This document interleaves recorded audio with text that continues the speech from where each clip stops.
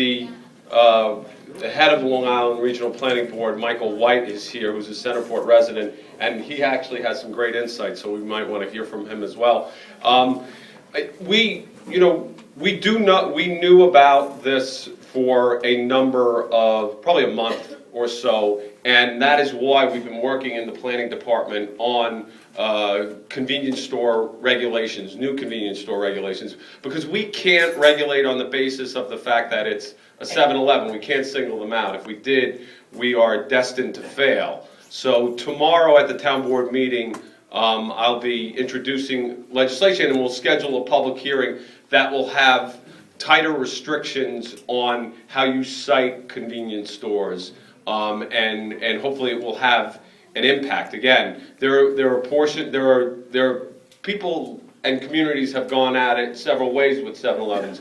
They have regulated the hours, and that has failed for the most part. So our town attorney, who also, Jim Matthews, or assistant town attorney, is a Centerport resident, worked very hard on these regulations and looked at what works and what doesn't work, what things have been struck down by the courts, because 7-Eleven has been opposed in many, many areas, and they've litigated in many, many areas, and they are generally an organization that doesn't compromise on the look of their buildings. So we have an uphill fight when it comes to this. We have done, I think we are doing what we can do on our end as a town board to change the playing field on this. And again, we can't say, oh, we're not going to allow 7-Elevens in a C6 zone. We can't do that. You can come up with other types of criteria that will have an impact. They will be the subject of a public hearing, and I will get you that legislation, and we're glad to sit down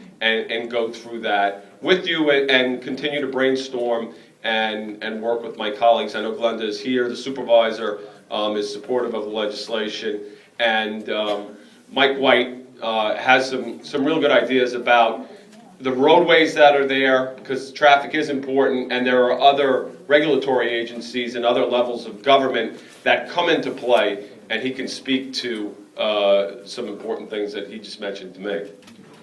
Thank you.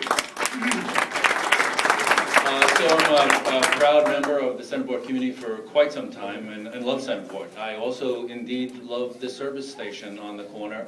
I have several cars on the road that only stay on the road because of the great work that's been done by Brian over any number of years. But when I look at this, and of course I go to a lot of meetings like this, so it's great to see America voicing their opinions and being involved. This is also very personal because it is our neighborhood, and we really do care about what happens in Centerport. So a couple of thoughts on this.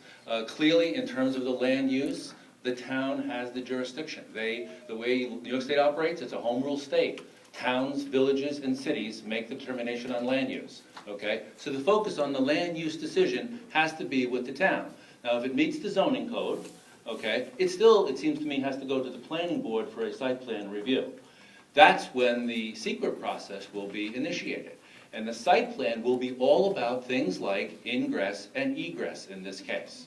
So that's where those details have to be really pointed and opinionated from the community and under scrutiny by that planning board. But I think the other important feature here, because it really is about that ingress and egress, and all of us travel this segment of the roadway every single day, maybe a dozen times a day. And you find out every day what's wrong with those roadways. You can all tell everybody what's wrong with those roadways. But who don't we hear from? We don't hear from the New York State Department of Transportation. They're in control of that main roadway on 25A. And if you look at the way it exists right now, and really the inconsistencies between what the town has allowed to be developed and being used, whether it's the chalet, whether it's the jellyfish, or now whether it's a 7-Eleven, the traffic patterns and the traffic capability on that road doesn't meet what's been allowed for the land use. So I'm going to suggest another important issue besides the focus on the town as the land use authority. The New York State DOT needs to be engaged. They need to be told that this is already an unsafe roadway. And they need to be addressed on the fact that we don't have shoulders. We have parking on the shoulders of the road rather than shoulders that you can pass, okay? We have potential zoning grants that are going to add more traffic than the existing failing roadway can already handle. And at this intersection, we actually have 3 levels of government, right? We have the town who has the land use authority, we have the town who has Little Neck Road, we have the county who has, I guess it's Centerport Green Lawn Road that goes up the hill. That's a county road. And at that intersection, they come to meet in the New York State DOT territory. Okay? So, you need to talk to our good friends Carl Marcelino, our good friend Andy Rea. They need to be engaged. The county legislature, who is still John Cooper, correct? Okay? This intersection is where it comes together. So I think everybody has expressed great opinions. There's a lot of work to be done here, but there's a lot of work to be done on the objectivity of whether this works at this site or it doesn't work at this site. In other words,